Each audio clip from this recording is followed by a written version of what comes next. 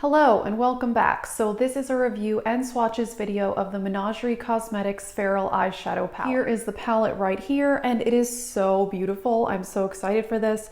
Menagerie Cosmetics is an indie brand. Their products are made in Washington State where the company is from, and they do have one other eyeshadow palette that was under their previous name.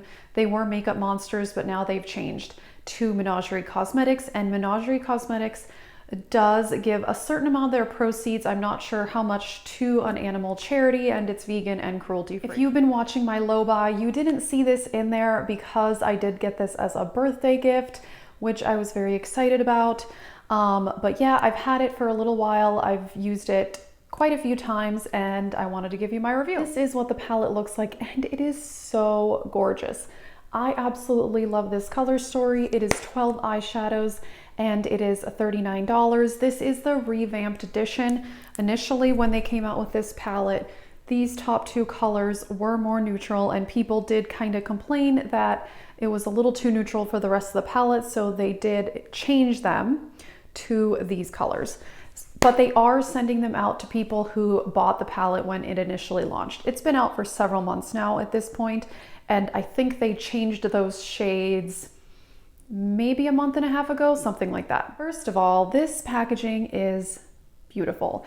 It's sturdy cardboard, which I love. There is a mirror, although I don't really need mirrors, but some people like that.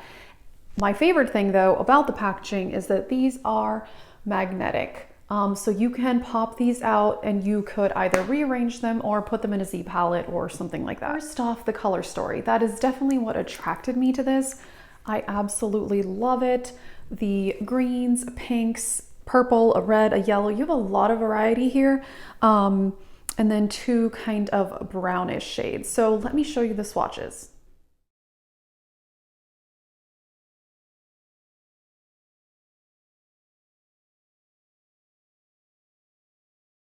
Okay, so the formula on this palette, these mattes are so smooth, so blendable. They're not powdery at all. They are more of a dense formula, but they blend very easily. And so some of the swatches look better than others, but it's a really, really smooth, good formula. The three shimmer metallics are a little bit different. They do have a bit of glitters, and I've noticed that if I don't wet my brush, they do give a little glitter fallout, but that's okay because they are intensely metallic. I am wearing a few of the shades in my crease today, but I have a shimmer from a different palette, but I am wearing Canis Lupus, this one, and then this one in the crease, and then I have a brown metallic from another palette on my lid.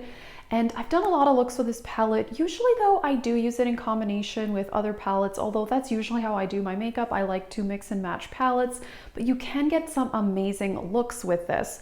One of my favorites was using the pink Wisteria in the crease, and then Pack Leader, the pink shimmer, and that one is gorgeous. So there isn't really much to say about this palette. Honestly, the quality is amazing. The mattes are super blendable, very pigmented, and the metallics are quite intense. As you can see in the swatches, they do live true to that. The only thing is you do get a little fallout if you don't wet the brush, which that's okay with me. I usually do that anyway, not always, but often. Color story is absolutely beautiful. If I had to give a critique of this palette, the only one I could think of, which for me is more of a personal preference thing, and that I do like more of a 50-50 metallic to matte formula. I think that if there were maybe two more metallics, I would maybe just like it a little bit better. And I don't know that I need a yellow in this palette. I'm not sure. I don't think it goes as well. I more prefer like the pinky green vibe. I don't really feel the need to have a yellow in this palette. I have plenty of other yellows, so that's the only color that I could do without. I don't mind that there are these two neutrals, Canis Lupus and Alpha. Those do work really well, but I am glad that they did the revamped edition because that matte teal harmonica is one of my favorite colors in the palette. I've used that in the crease and it's beautiful. Wolfling, I like that one.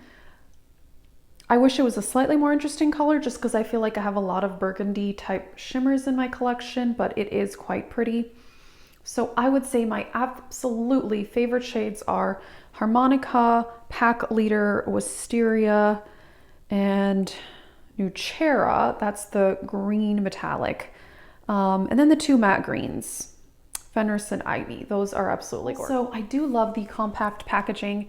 It is smaller in person than I thought it would be. You know, compared to my hand, it's a pretty small palette. So I like that because for me, storage is definitely an issue. Alrighty, that is my review on the Feral Eyeshadow palette. Pretty simple. I really like this palette. Fantastic formula. The mattes are very easy to blend. The color story is absolutely beautiful, which is why I wanted the palette. And probably the only criticism I have is that I wish there were maybe a few more shimmers, but it's amazing. I really, really like it. And they have another palette, the Dragon Child, that is very beautiful. But I do feel like there's 2 or 3 maybe kind of similar shades. So I don't feel I need that one, but if you have it, please let me know. And if they come out with more palettes, I am definitely interested. So thanks for watching.